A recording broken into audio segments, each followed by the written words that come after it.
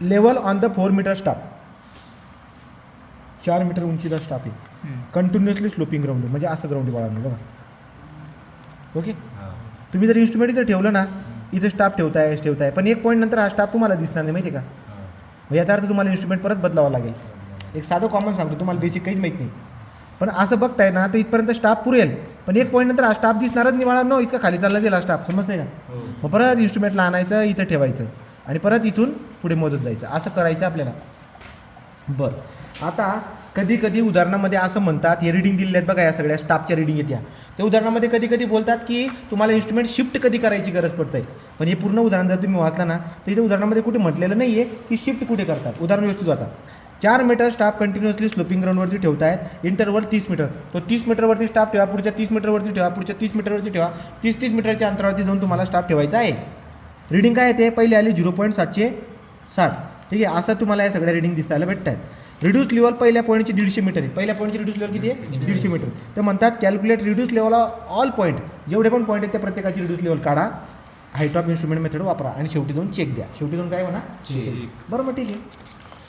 तर आपण आता काय करणार, हा डेटा आपल्याला जर दिला आहे त्याने, तो आपल्याकडे आता बघा मोजून घेऊ आपण सगळे. तर सगळ्यात पहिले माझ्याकडे काय आहे, माझ्याकडे जे ना, मला हे सगळ्यात महत्त्वाचं काय आहे, मला हे सगळे पॉईंट मांडता यायला पाहिजे. आपण एक काम करू, चला बरं का बघू.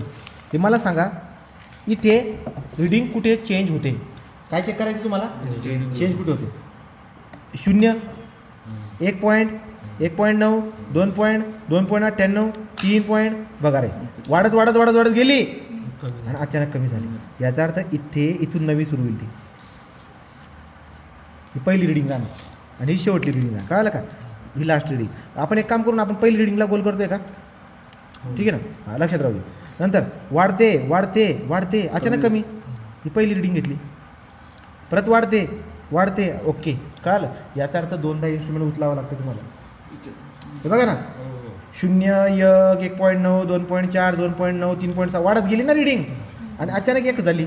याचा अर्थ इथून इन्स्ट्रुमेंट उचललं आहे आपण आणि परत परत गेलो गेलो गेलो गेलो इथे 0 होऊन गेली. याचा अर्थ रिडिंग अजून परत, समजते का, वाढते वाढते वाढते, अचानक रिडिंग कमी झाली. तर हे आपले पॉईंट. मग आपण एक काम करायचं बघा, स्टेशनला इथं 1 राहू देऊ आपण, 1 नंबर इथून घ्या. पहिली रिडिंगला बोलतात बॅक साईड, पहिलीला काय बोलतात, मग पहिली किती आता 0.760 दिसते का, 0.760 पहिली रिडिंग. हां, आणि लास्ट रिडिंग जी असते ना, ही लास्ट रिडिंग आहे बघा, ही जी आहे ना, ही लास्ट रिडिंग आहे ना. हां, ही फर्स्ट रिडिंग, मधल्या बाकीच्या सगळ्या मधल्या रिडिंग. तो पहिली रिडिंगला बोलतात बॅक साईड रिडिंग, लास्ट रिडिंगला बोलतात फोर साईड रिडिंग आणि मधल्या रिडिंगला बोलतात I side, means intermediate side. काय म्हणतात त्याला, इंटरमिडिएट. तर बॅक साईड आली का 0.760 ही बॅक साईड आहे. मधल्या रिडिंग जे असतील त्या इथे लिहितो बघा दुसऱ्या लेशामध्ये 1.515, समजतं का. बरं, दुसरी काय 1.935, नंतर 2.400, 2.998, कळालं. आणि लास्ट रिडिंग ही आहे 3.650, समजतं का नाही. हां, काय हे बघा, पहिली रिडिंग मधली मधली मधली मधली, बघा ना, पहिली रिडिंग ही मधली इंटरमिडिएटमध्ये आणि लास्टवाली.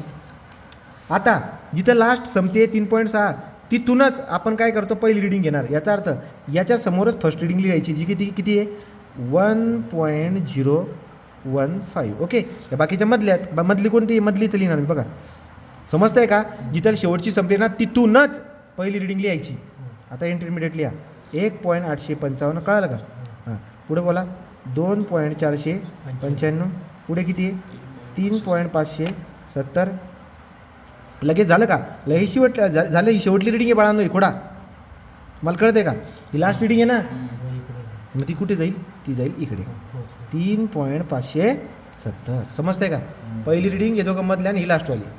जिथं लास्ट झाली आहे पुढची रिडिंग त्याच्यात लाईनमध्ये इथं येईल किती 0.870, मग 1.085, पुढे 1.790 आणि लास्टवाली किती आहे 2.450. समजतं का नाही, बोला रे. हे मांडता यायला पाहिजे दोघं पद्धतीमध्ये. ज्याला हे मांडता आलं त्याचं काम झालं, जमन काय नाही झालं. तो आपला IAS BS हे सगळ्या टेबल भरून झालेला आहे. आता मला सांगा त्यांनी काय म्हटलं माहिती आहे का, तुम्ही जर नीट वाचलं उदाहरण तर तुम्हाला कळेल. Reduce level of first point 150 metre. पहिल्या पॉईंटची रिड्यूस लेवल किती आहे? 150. पहिला पॉईंट म्हणजे हा पहिला पॉईंट आहे, बरोबर का? हा पहिला पॉईंट आहे आपल्याकडे. हा पहिला पॉईंट. नंतर तुमच्या लक्षामध्ये येईल परत सगळे पॉईंटच आहेत, दुसरा तिसरा चौथा पॉईंट येते असं.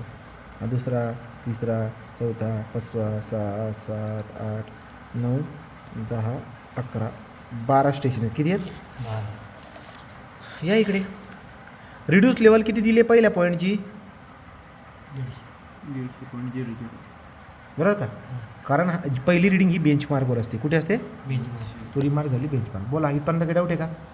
आता सोपं झालं. आता काय करायचं बघा, आपल्याकडे फॉर्म्युला काय असतो माहिती आहे का? फॉर्म्युला असतो आपल्याकडे रिड्यूस लेवल मायनस रिडिंग. काय असते? प्रत्येक वाटते काय? Reduce level minus reading. Reduce level minus reading करत जायचं, तुम्हाला काय भेटून जाईल? ठीक आहे, चला बघा. पहिली नाही याच्या मायनस रिडिंग करायची. काय करायची? पण मला सांगा इथपर्यंत काही डाऊट आहे का तुम्हाला? जर समजा पहिल्या पॉईंटची रिड्यूस लेवल 150 असेल तर त्याचा हाईट ऑफ इन्स्ट्रुमेंट किती असेल? करा रे. 150 प्लस 0.76 0.760.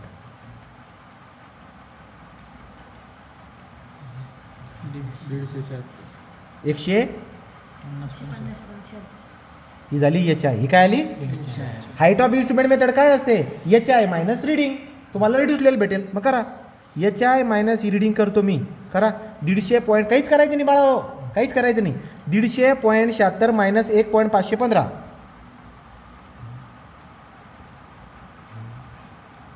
150.76 मायनस 1.515 किती आली?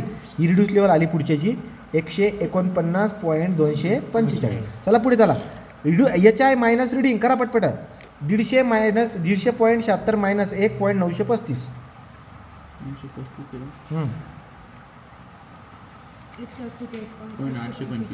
148.825. आता इथे या. H I minus reading 150.76 minus 2.400.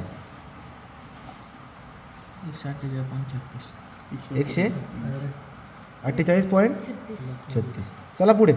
झाले का? किती रिडिंग झाल्या? एक झाली, ही झाली, ही झाली. लास्टवाली अजून आहे. 150.76 मायनस 2 पॉईंट किती रे? 147.11. चेक करत राहा रे सगळ्यांनी. ओके का? परत हा लास्ट पॉईंट आहेच. किती आहे सर? 985 ना? 3.605. तिने ही करायची ना सर मायनस. कुठली मायनस रे? 2.985 केलं ना. काय केलं तू रे? बरोबर याचे उत्तर दिलं. 147.775. खालचेच आहे. ओके का? 150.76 मायनस 3.650 किती आलं? 147. आता थांबा बाळा हो. 147.11 आता झालं का? आता काय करावं लागेल? 147.11 आलं ना. याच्यामध्ये पहिली रिडिंग ॲड करा. याच्यामध्ये पहिली रिडिंग किती काय होईल मग आता सांगा? 1 पॉईंट किती आहे सर? 147.11 प्लस 1.015. 148.125. आलं का? ही झाली एच आय. एच आय जर आली तर करा आता minus. H I minus reading करा रे. सर त्याने काय काय करतोय रे तुम्ही? मी मारून बसेल बरं का. 147.11 मायनस 1.015 किती आलं? प्लस ना सर. प्लस मानला ना तुम्ही? काय? प्लस ना याची ॲडिशन इथे लिहायची सर. मग तेच ना. थांब एक मिनटं. मला एक सांग. 1 मिनटं थांब रे. पॉज कर. हां 148.125 आला का? पुढे 148.125 मायनस 1.855. 1.855. हां 146. चला या पुढं. 148.125 मायनस 2.495. 145.63. 148.125 मायनस 2.495. 145. बरोबर आहे का रे? बरोबर आहे का? हां. चला लास्ट पॉईंट बघा.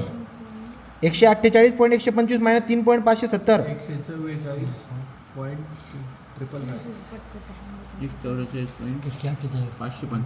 144.555. झालं का? इथपर्यंत आले का? शेवटला पॉईंट झाला. आता हे प्लस हे करा. 144.555 प्लस 0.870.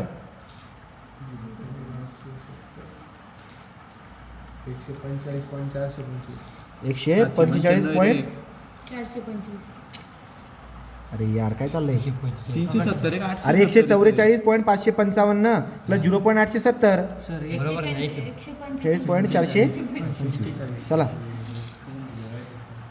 145.425 minus 1.045 85 145.425 minus 1.085 144.34 144. 145.425 मायनस 1.790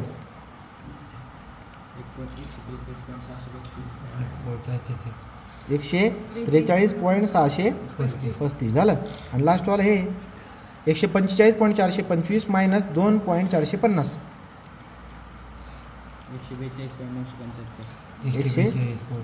142.900 झालं का अशा पद्धतीने हे टेबल बनलं आहे पण तुम्हाला चेक द्यायचं की तुमचं उत्तर बरोबर आहे की नाही मग आपण काय करतो आता summation of B S minus summation of F S याचा चेक घेतो याचं समेशन काढा बरं सांगा समेशन ऑफ बी एस म्हणजे यांची बेरीज सांगा मला किती 0.760 1.015 plus 0.870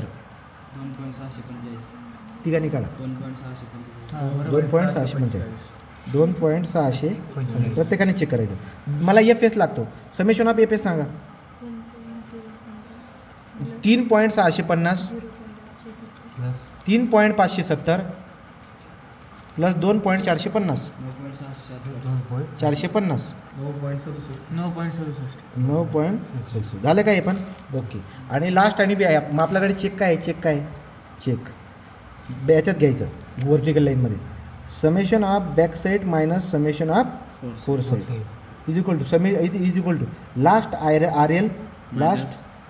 R L minus first R summation of back side किती आहे 2.645 मायनस एफ एस किती आहे 9.67 is equal to last R L किती आहे 142.975 मायनस फर्स्ट आर एल किती आहे 150